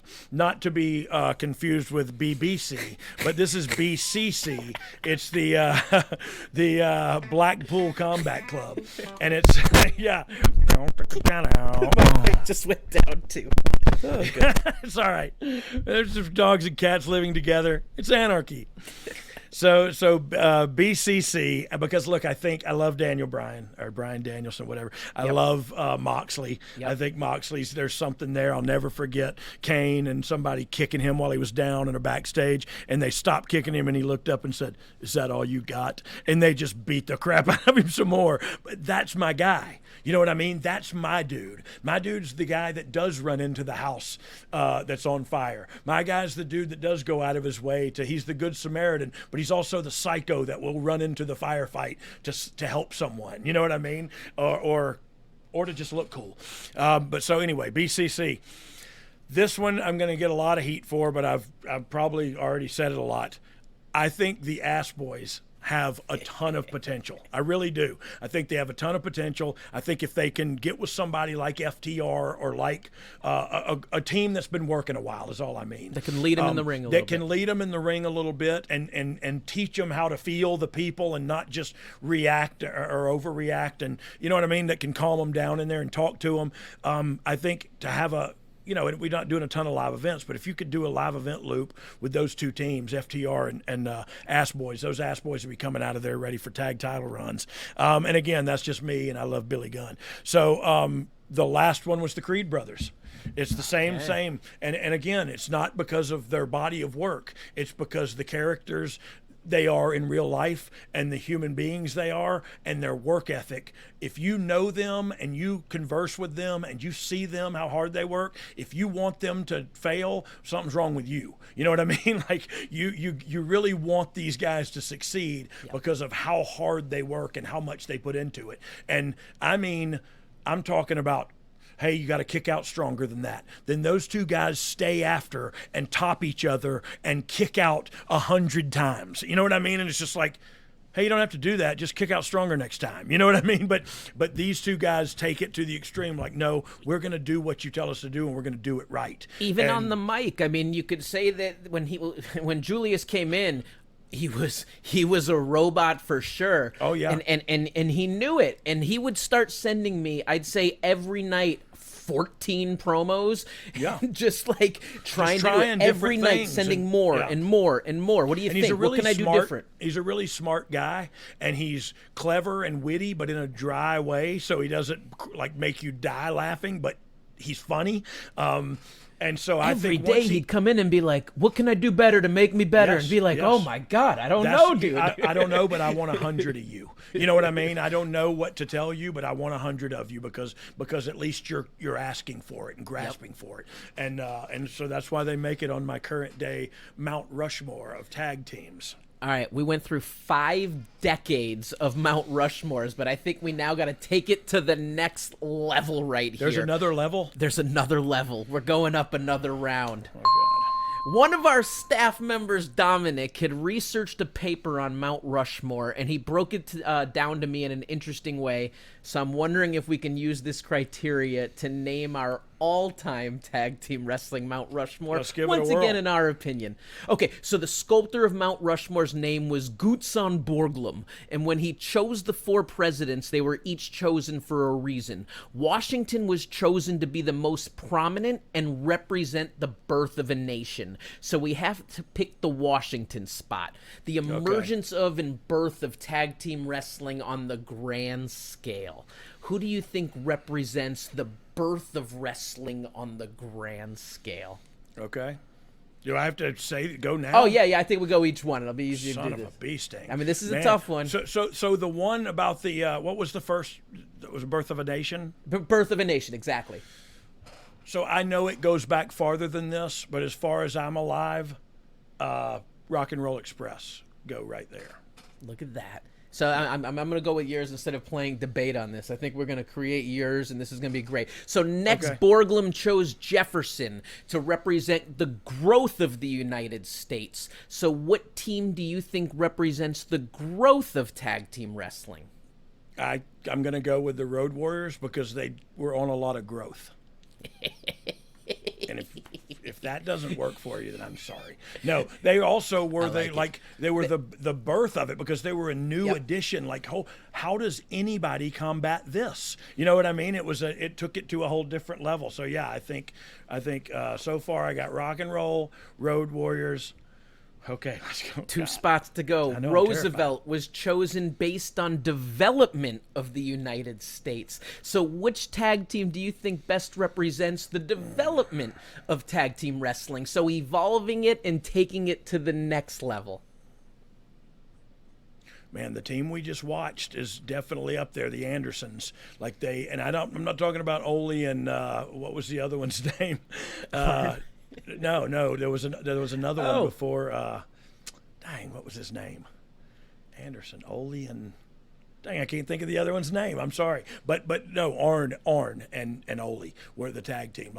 So I don't know if they reinvented the wheel, but they totally were the guys that started singling out body parts, and for me anyway, that I noticed singling out body parts and dismantling. So look, it would either be them, and I'm using heels here specifically, or the Midnight Express, because I think Midnight helped transition a lot of teams and evolved with a lot of different teams over an extended period of time. So I think go with whatever you feel, Andersons or Midnight Express. So it's funny, on this one, there was one team that came into my mind that we hadn't even talked about in all of our eras, so it really didn't pop that list, but when broken down to the specifics of development and the evolution, A team that popped in my mind was the Young Bucks. We have AEW because of the Young Bucks. Yes, and 100%. they took tag team wrestling, and whether you like their style and what they did to it, they transformed an industry, and 100%. I think they kind of fit the spot. Yeah, well, look, that's a great call. That's a great call. I'm going to tell you something here that's going to get me a lot of heat, but confession's good for the soul, Bobby Brown told me. I've never seen a Young Bucks match. Never watched a Young Bucks match. Always heard nothing but great things about the Young Bucks. And I'm not talking about just their matches. I'm talking about great things about the gentlemen that they are. And I've always been told by everybody who knows both of us, oh, you guys would get along great. So I'd love to meet them and get to spend some time with them and pick their brain. But you're 100% right, Ryan. The Young Bucks belong on there. And they changed wrestling. So they definitely belong on there. When you're right. When we're judging it in that way, they take the third spot. The criteria changes the way you represent. Yeah, it does, and that's cool because there's no, again, we can't say who the 4 greatest are because it's totally up to you. You know what I mean? But I think when Dominic suggested we do it with that criteria, I think it was actually limiting in a good way, where we now have to think harder and get past. You know, once they limit you, always when I was writing the show, if there was an overseas tour and we had half a roster, the show would always be the best because it forces you to get creative. It forces you, how are we going to do this? I don't know, but what if we did a 6-man tag that bled into a gauntlet match that bled into it? You know what I mean? All of a sudden you got a great 2-hour show. Yep. And so those limitations sometimes force you to be more creative. In this case, it forced me to say, so far, Rock and Roll Express, and the Young Bucks, I feel like you owe me for this one. Rock and Roll Express, Road Warriors, Young Bucks? Question mark? Wow. I'm going with it. I'm erasing the question mark and putting an exclamation point. Rock and Roll, Road Warriors, Young Bucks. 4th spot, and we're not talking the Horsemen, woo! But Lincoln was chosen by Gutzon Borglum to represent preservation of the country. So which team do you think represents preservation of tag team wrestling? Well, you know what? Now I hate myself for saying this, but it's FTR. Like I know that's going to please a lot of people, but they look and they're young and new. I'm right, and I'm okay with being like the old. I got love for the New Age Outlaws to be up there. I just don't think the New Age Outlaws did any of those things that you just read through, which is why Gorskov Bliskenstuken was making those people and putting them up there. Dax and Cash have a mission to carry honor forward of tag team pro wrestling. And what, no matter what you think about them, you got to respect that. And if you don't, you just don't respect the business, I feel like, or at least the tag team aspect of the industry. But yeah, so I guess, man, I guess that's you weren't expecting this. Not at all. Like I totally wasn't expecting neither one of those two, to be quite honest with you. But that's what's also great about looking at things different from personal opinion and looking at it from a sense of business. Yeah, that covers about 45 years of tag team wrestling too. You know what I mean? And so the fact that they're, and look, that's why I chose them at the end. You said, who's bringing that tradition home? Yep. And the answer is FTR. Fascinating. Rock and Roll Express. Yep. Road Warriors. Who was the other one? The Young Bucks. The Young Bucks. And FTR. Yeah, and FTR. All right. Man, I can't believe I just said that, but it actually feels liberating. Like I'm an old, bitter man that's the truth and some humility coming out taste good. Opinions based on thought, creativity, and experience. We got one more section about the future of tag team wrestling as well as your questions. We'll come back from these important words from our sponsor, Goliath Life. And when I say important, believe me, you're going to want to have your affairs in order to protect yourself from something unexpected and catastrophic. So let's listen to see how Goliath Life can help. Keep your loved ones covered and protected, and then we'll return with your questions. Psst. Who's going to take care of your family if something happens to you? What would they do without your income? If you don't have a plan, you need to go to GoliathLife.com. Get a quick quote from more than 20 carriers. You don't even have to leave the house. If you need a medical exam, they'll send somebody to your house or office. You're in total control. You pick the rates, you pick the payments, you pick the terms. You're in total control, but it gives you and your family peace of mind. What if something happens to your income? Hurry to GoliathLife.com. Dogg, we're back and we're talking tag team wrestling in the modern era. Do you like what you've been seeing, or is it time to go back to the basics? So look, I love what I've been seeing. I do, and that's why I don't want to come off as a bitter old guy. Like, look, I love the RK Bro right now. To me, like it's one of those things where they just threw two people together, but it friggin' works. And sometimes it does, sometimes it doesn't. Riddle has that magical property because you look at the bruiserweights with Dunn. Yes, with Pete Dunne. And what's better with RK Bro is Randy's really cool too. You know what I mean? So it's not like Pete was the straight man for Riddle's bro. You know what I mean? And Randy's kind of, okay, dude. You know what I mean? He's kind of that way too. So I think together they're making magic. But look, those matches they had with the Usos and stuff like. So and look, the tag team division, AEW is huge. They got a big tag division. With a lot of talent in it too. So I'm excited to see where they go and what they do with theirs. You know. What are some of the struggles that tag teams of today face? You know, I think in the WWE, people think Vince doesn't like tag teams, but you got to think about it. It's a package deal from the get-go. So if I have a tag team, I now have to fly two people. I now have to buy 2 airline tickets and 2 hotel rooms and 2 rent-a-car. You know what I mean? So it is a bigger expenditure to finance the factions and the tag teams. But I don't think that's the case. I think he just realizes, look, you can't have 10 tag matches on the card, so you can only have a couple of top tag teams. And so you need to kind of manage it that way. And sometimes somebody can take a break and another team can get the shove and go on the road, and you kind of, rotate them in that way.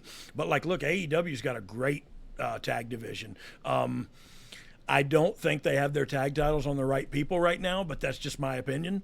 I know the fans might argue differently, but I just think they got some really good teams that, well, look, if you don't put it on, if you're going to use Moxley and Bryan Danielson as a tag team, if you don't put the tag titles on them, I don't know what you're doing.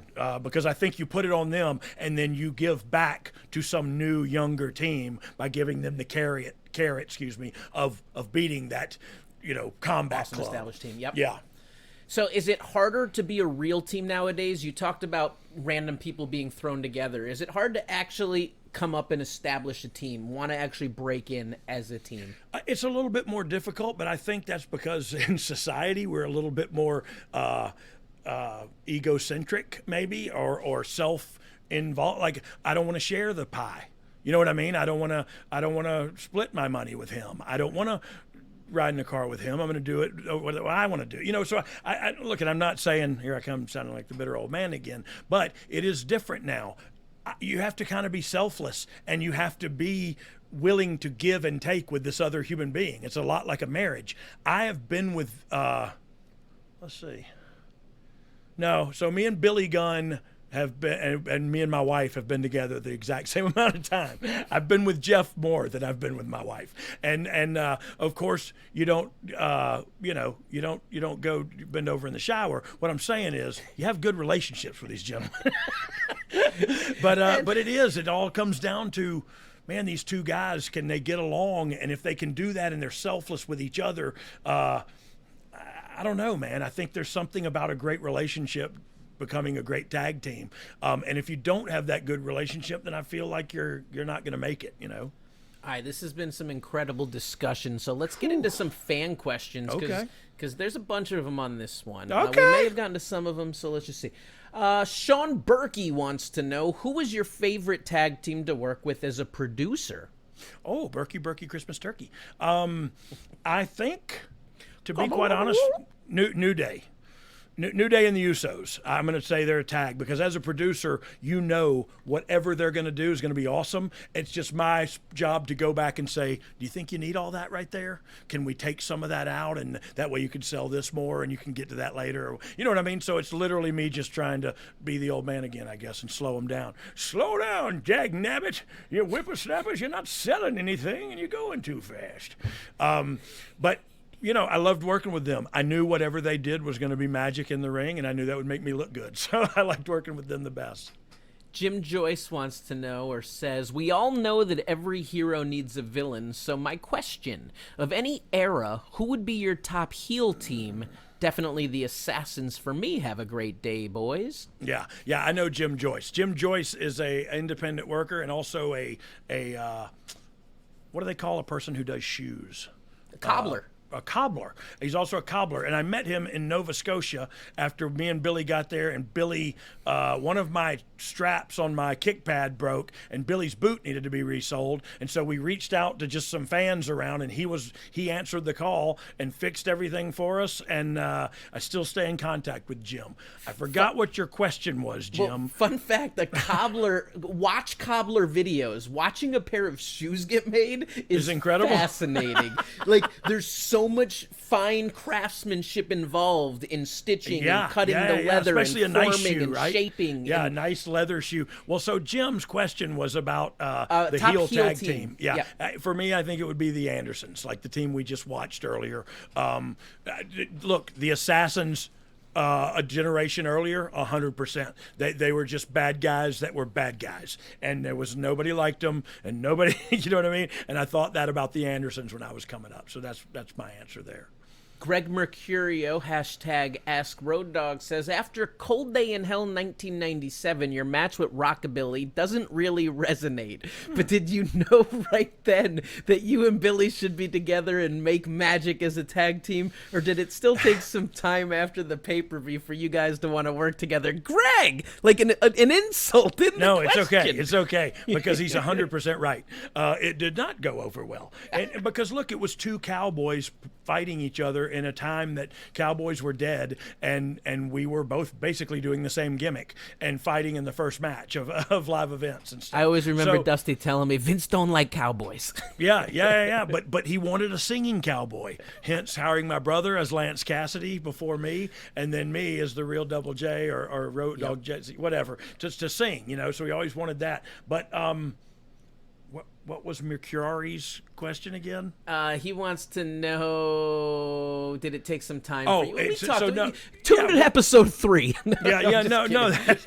But it's a good question, because it did take some time. I knew right then we could be a team and be a good team because of our chemistry together in competition. So I knew we could be a good tag team, and I wanted to be, because it was, you can't fall down off the ground. So we weren't going no lower. And so I knew we wanted to be a team and try to climb that ladder.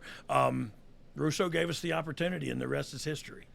Johnny 7 wants to know, who's your favorite tag team valet, and what did you think of Billy becoming one for the beautiful people? Oh, hashtag I do the damn thing because I can. Oh, yes, and do the damn thing. Because I am the suntan Superman. Look, again, go back and listen to all the 3 Live Crew entrance musics. So this is about Tag team valet. Tag team valet. Seconds for tag It's got to be Jim Cornette, right? It's got, for me. I know he's not a valet. I mean, he's a manager, but I don't know, the valets. Let me think about it real quick. Tag team wise, I count valet as seconds and managers. And yeah. It could be a woman, or you know what I mean. But look, Scary Sherry was good with Harlem Heat in their time there together. Scary Sherry was good with a lot of people, but that was the only tag team I could literally think of at the time. But yeah, I love Scary Sherry too as the human being. She was a great person. I always loved to see her. I'd say Scary Sherry. Your friend Michael Berry Sr. says his Mount Rushmore of tag teams is New Age Outlaws, Legion of Doom, Demolition, and the Dudley Boys. Given Dogg and Billy competed against 2 of those teams, would there ever have been interest in competing against Demolition had they returned to the company during the Attitude Era? Oh, man, I would have loved that. I would have, because Bill Eadie. I watched Bill Eadie since I was a little kid, too. He was the mass superstar in Georgia Championship Wrestling, and he was the best, dude. And he could do stuff that, man, he was incredible. And then you bring in Darso, Barry Darso, who was also a great athlete and a Minnesota boy, so you know he can go. And so I would have loved nothing better than to work with those 2 guys and sell for them, because that's what they were. Remember, they'd just do the double axe handles, like 10 of them, until the guy was just on the, I used to love them, too. Like, Michael Berry's got a great I had a Demolition poster up in my room. Yeah, he's got a great Mount Rushmore there. I just don't know if the New Age Outlaws belong on it, but I'll dang sure take my place proudly. My posters on the wall were Demolition, Jake the Snake in the Purple Mist, and Macho Man on the Beach. Oh yeah. Look, the only autograph that I ever remember getting and putting on my wall was Wahoo McDaniels. Okay. And I was just like, oh man, he was a big football playing scary dude, and he kicked butt. You know what I mean? I just loved him, and so I wanted my dad to get his autograph for me. All right, Low Quality Music Productions ask, how would Road Dogg rank the following tag teams? Brody and Hanson, the Miracle Violence Connection, the Road Warriors, the Dudleys, and lastly, Bam Bam and Vader. Yeah, well, MVC obviously is on top of that stack.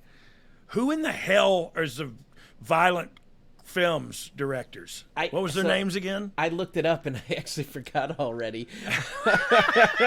So apparently, Bad Music HR is in a tag team called the Violent Criminal Johnsons, and Gene Anderson.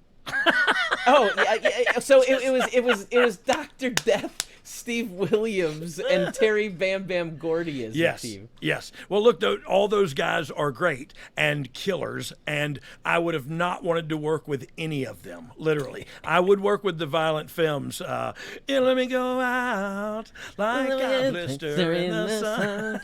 I would fight the Violent Films for sure, but I would not want to work with any of the other guys. What a great song, right? All right, this one right here. Let's see the answer.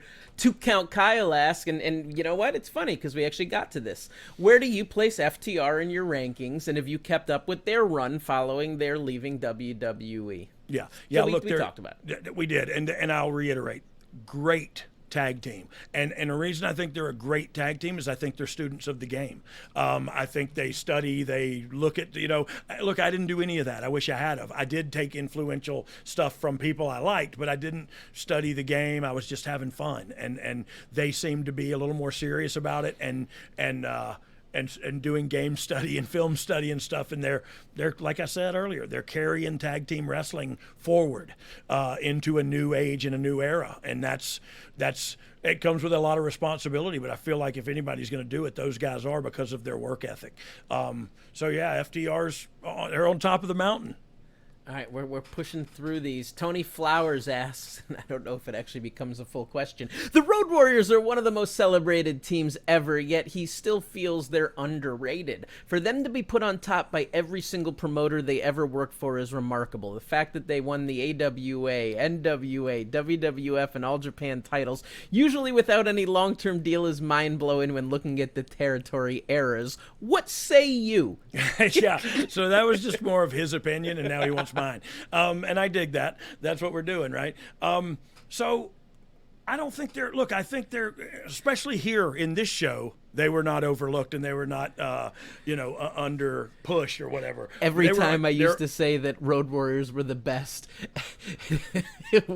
FTR would get on me so much. Well, are you kidding me? But look, they looked at it differently. Like, you know what I'm saying? They look at wrestling differently. They look at it as an art form, and to them, LOD was an artist. You know what I mean? And it was a different time and a different era. And look, I don't know if you could get away with being the Road Warriors today. I don't know if you could. I don't think it works as well. We saw that with the Basham brothers, or what was Big Eric and John Huber called? Oh my gosh! Now that you just said Basham Brothers, I forgot. With the sledgehammers. Yes, yes. Man, I can't remember the name now. But so you put stuff together like that, and it may not work now. And look, that we were trying to recreate a Demolition kind of dark, today's era, and their outfits were actually really cool. And they're the big things they'd get, and he'd take that thing off at the entrance like that. What were their names? I can't believe that. I can't remember. Steve, why are we both blanking right Dominic, now? Where are you with the side Brothers. private chat?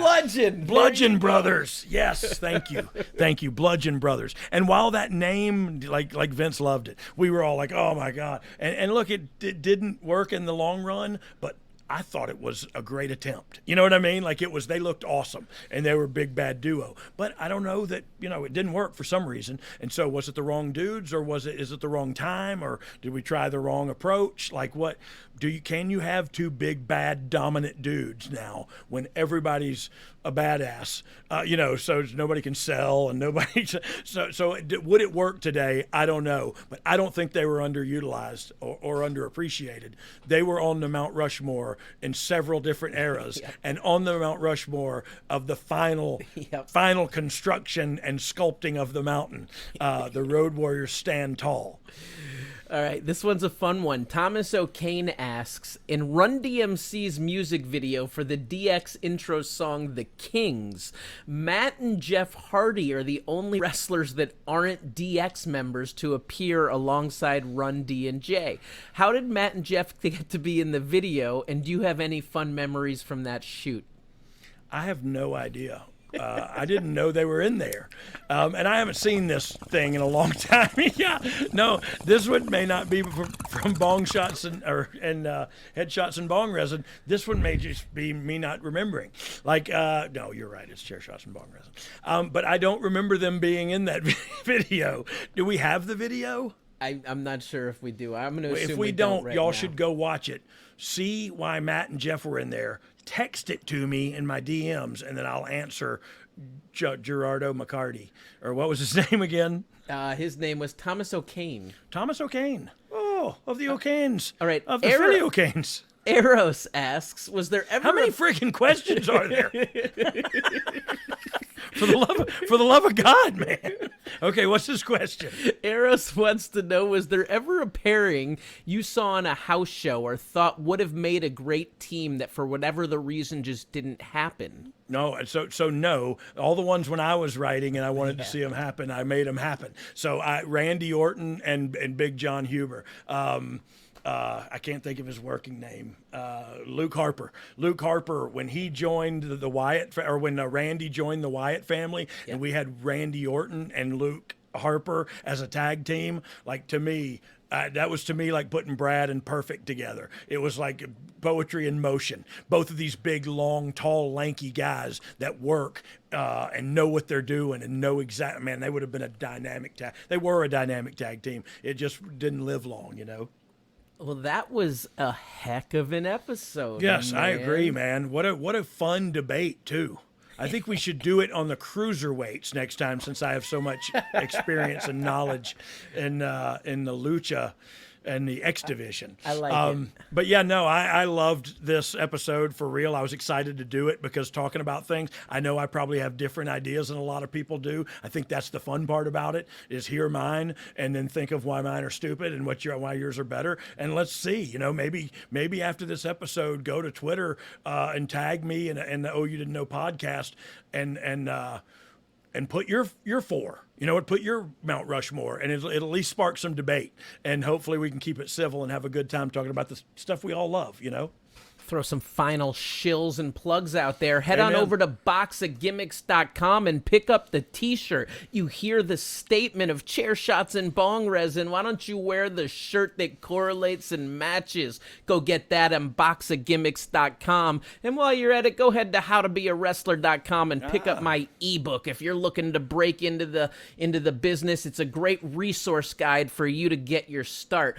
Also want to throw a little shout out and thanks to our sponsors. Please go support them. Go check out BlueChew.com. Use promo code DOGG, D-O-double-G.